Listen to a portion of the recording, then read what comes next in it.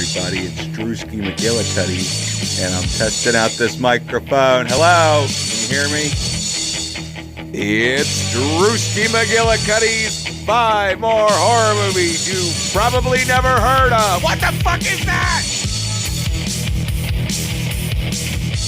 Hey everybody, it's Drewski McGillicuddy, and guess what? Lee McCoy from Drum Dums gave me a shout out on his channel, but he threw me under the bus because I haven't seen Prince of Darkness, and he shamed me.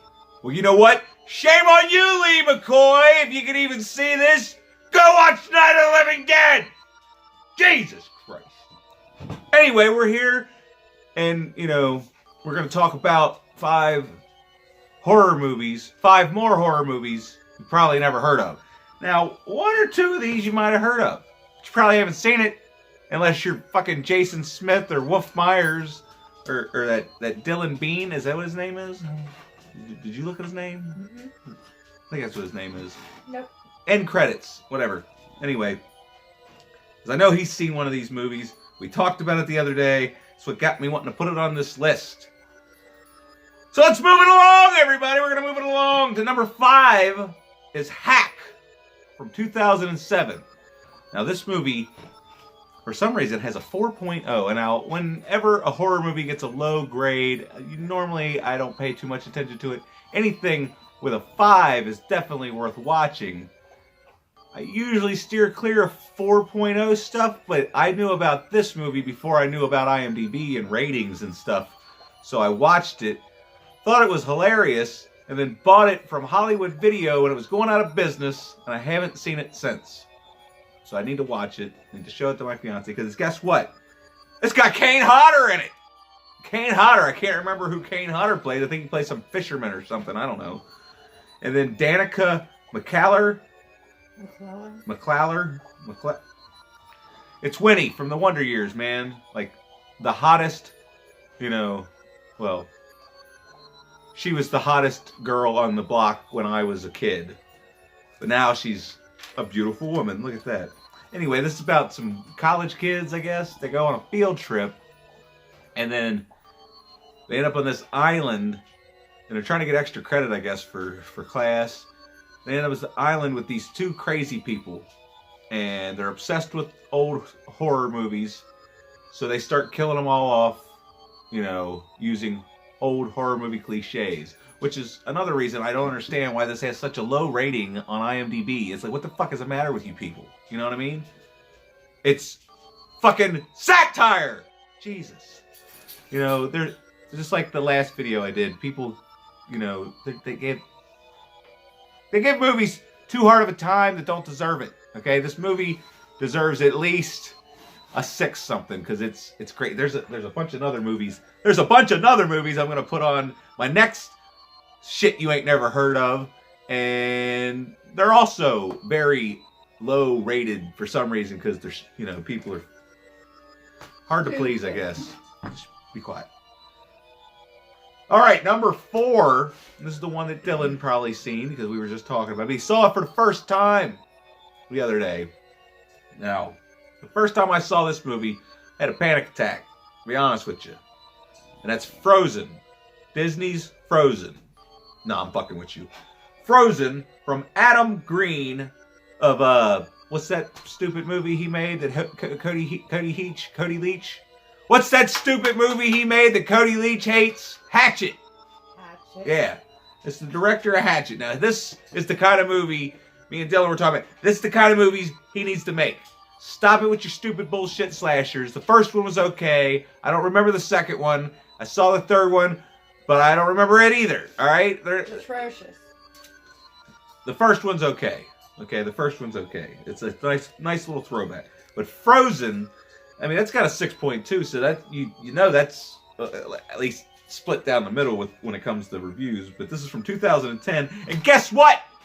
It's got fucking Kane Hodder in it. Kane Hodder. We're just gonna make a list of 5 horror movies you didn't know Kane Hodder was in, because he's in another one that's gonna be on another list, but it's one of the ones I don't own, so you're gonna have to wait till I do the list about the ones that I don't own sometime.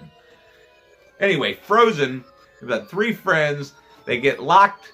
I think it's on a Sunday, and the place ain't open during the week. because the holidays are coming up, and apparently this isn't true. Apparently this never happens, and that a bunch of people at Killer Flicks was talking about, ski resorts are open 24 hours a day and twice on Christmas or something like that.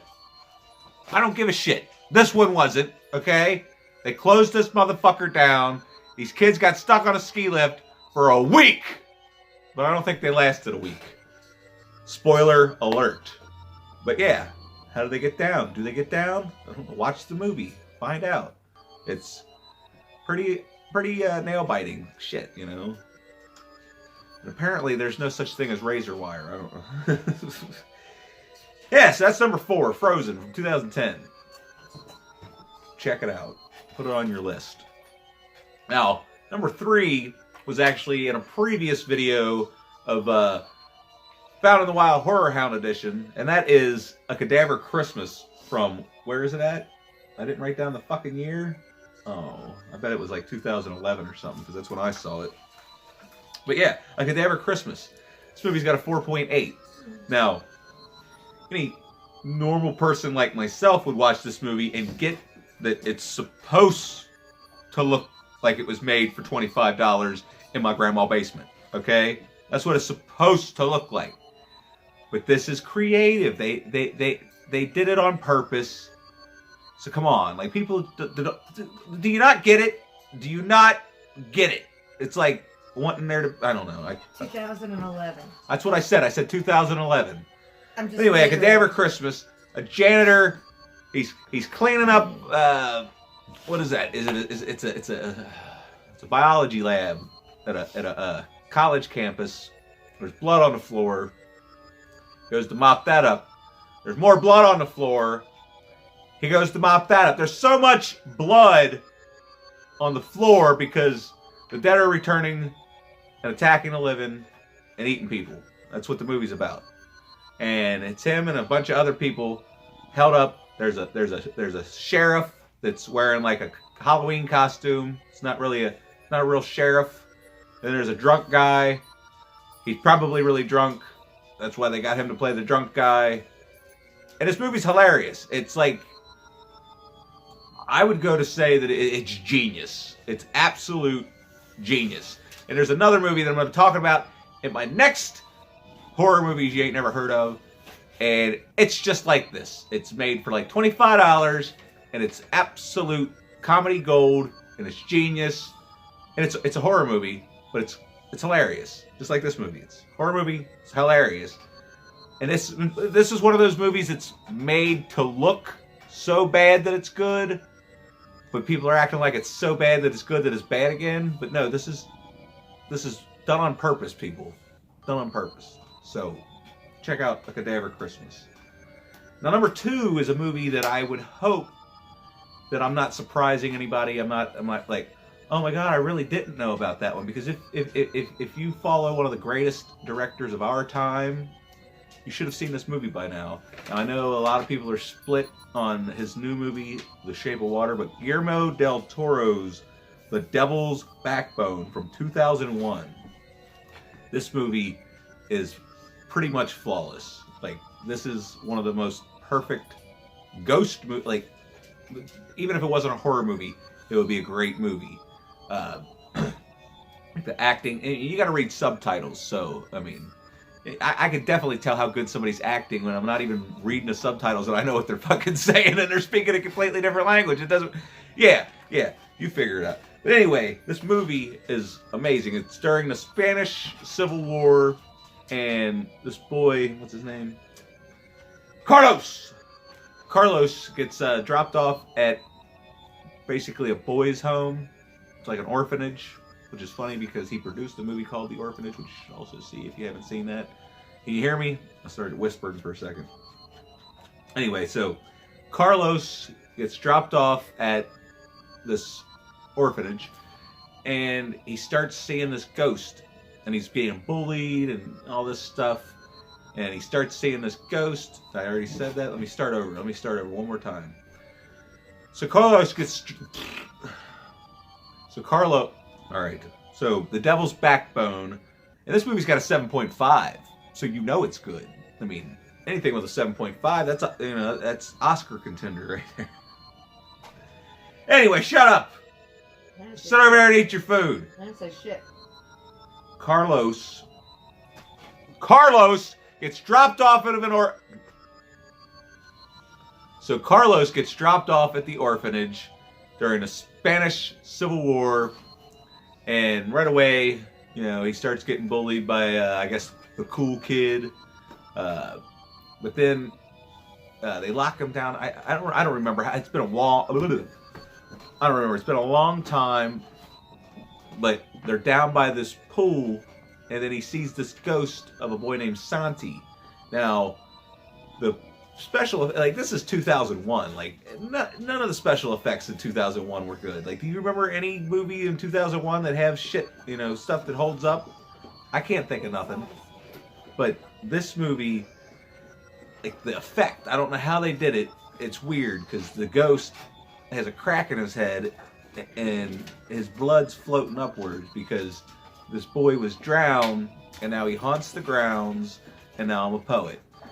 But basically the movie's about Carlos trying to figure out what happened to Santi, and it's basically a murder mystery, and there's a lot of stuff going on. There's a guy trying to rob the orphanage, and it's Del Toro, so it's good. When's he ever actually made a bad movie? I mean, I haven't seen all of his movies, but every single one I've seen so far, they're probably on the top 200 of all time list. He's the Stanley Kubrick of film these days. Oh my God, did that sound good enough? But yeah, seriously, Guillermo del Toro is the Stanley Kubrick of our generation. Will you stop distracting me? Jesus Christ. See, this is why I need to clean all the crap out of my upstairs. I got so many action figures and stuff laying around. How long have I been talking? Alright, don't worry about that. Let's worry about number one. Number one from Adam Wingard. The Guest from... Shit, did I not write that down either? Anyway, number one, The Guest. I'm pretty sure it came out not that long ago. It was on Netflix. I've never heard anybody talk about this movie. I've never met anybody that's seen this movie. And it pisses me the fuck off because this movie kicks so much ass. It's ridiculous. Now, technically, it's not your straight up horror, but it has your horror elements. So I went ahead and threw it on this list. But it's got Dan Stevens and Marika? Is it Marika? Marika Monroe? But yeah, Dan Stevens. Alright. How fucking long has this been going on for? I don't see where it says 12. Alright. So we're going to just scrap all of that shit and we're going to talk about number one. Here's number one coming at you. I forgot to write the goddamn date down. But it doesn't matter. I've got my secretary working on it. The Guest. And then this has a 6.7. So the people that did see it, most of them probably gave it a 8 or a 9. I'd give it a, 2014. I'd give it a 9. 2014. The Guest. All right. Number one. The Guest from 2014, starring Dan Stevens and Marika Monroe. And now this movie has a 6.7 at least. I mean, they're getting better as we're going along. But if you haven't seen this movie, what the hell, man? I mean, it's on Netflix. The movie's on Netflix. You have no excuse not to have seen this movie. And when I tell people, have you seen The Guest? They act like I'm stupid, don't know what the fuck I'm talking about. This movie kicks so much ass.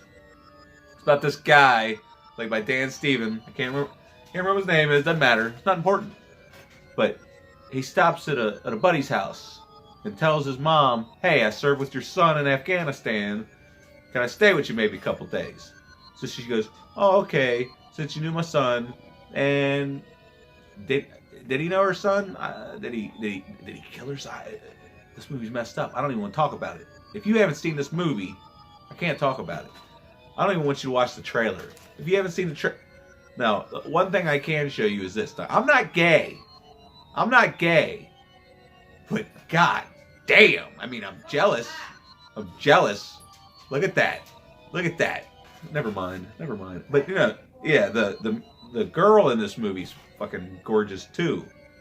It's got a bunch of good-looking people in it. It's action-packed. It's suspenseful. There's nothing bad to be said about this movie. This movie is amazing. The only gripe I have with this movie is that it wasn't 2.5 hours long. I could have watched this movie for 2.5 hours. I mean, it's that compelling. And there should be more movies like this. Dan Stevens needs to be in more movies. He was the Beast in Beauty and the Beast. But yeah, The Guest. Like, I can't give it enough praise. I might actually go watch that later and then eventually do a review on it, because I just watched Thor Ragnarok. I got to do a review on that. I got to do a review on My Cousin Vinny. Oh my god! And I still got Monkey Trouble. And then, you know, we were just talking the other day over in the admin thread for Killer Flicks. Me and Zach and Jason, we might go ahead and do Drive Angry with Nicolas Cage. So if you haven't seen that, you know, look forward to that review. That could have been on this list. But everybody should have at least heard of Drive Angry. If you haven't watched it, you know, I'll tell you why you should watch it in my Drive Angry review coming up sometime this month. I don't know. Anyway, hopefully this wasn't completely terrible. I tried really hard. I did my best. So, like the video if you would. Share, tell your mom, tell your dad, tell your friends. Tell them Drewski McGillicuddy. He's kind of funny. Just to be like, you know. I'm rambling again. I don't know. I'm sorry. Fucking like the goddamn video, will ya? Let me out. What you see is not the same person as me. My life's a lie. I'm not who you're looking at. Let me out. Set me free. I'm really old. This isn't me. My real body's slowly dying in a vat. Is anybody listening?